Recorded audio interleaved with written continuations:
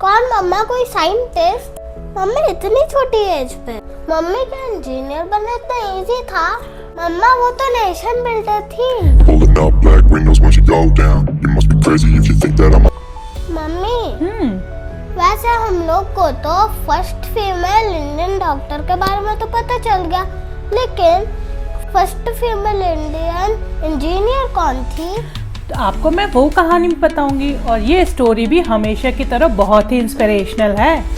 कौन मम्मा, कोई साइंटिस्ट? नहीं बेटा, इंडिया की पहली इंजीनियर ए ललिता। तो मम्मी आप अभी बताओ ना क्या हुआ। हाँ, तो ये कहानी है इंडिया की पहली फीमेल इंजीनियर की, ए ललिता। बात है 1930s की, जब लड़कियों का पढ़ना बहुत ही मुश्किल माना जाता था। उस समय ए ललिता ने वो कर दिखाया जो कोई सोच भी नहीं सकता था। बेटा, ए ललिता की लाइफ बहुत ही मुश्किल थी। वो मात्र 18 इयर्स की एज में विडो हो गई थी। मम्मी इतनी छोटी एज पे? हाँ बेटा, इतनी कम एज में, और उनके पास एक छोटी सी बच्ची की रिस्पॉन्सिबिलिटी भी थी।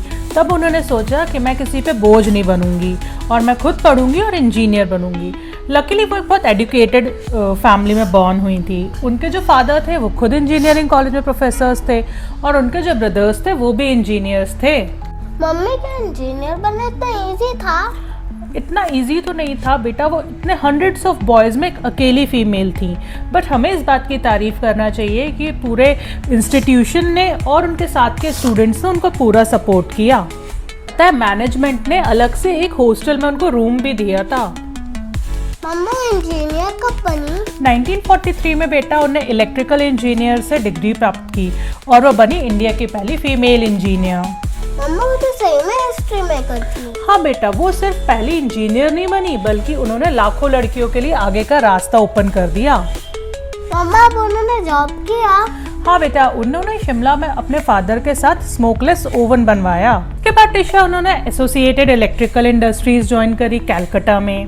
आपको पता है, she was the only female engineer from India to attend the national conference of women engineers and scientist in New York. उन्होंने ये दिखा दिया कि भारत की महिलाएं सिर्फ घर नहीं, देश और दुनिया भी चला सकती हैं। मम्मी क्या उन्होंने किसी प्रोजेक्ट में काम किया? हाँ बेटा, उन्होंने इंडिया के सबसे बड़े प्रोजेक्ट भाखड़ा और नंगल डैम के लिए भी काम किया है।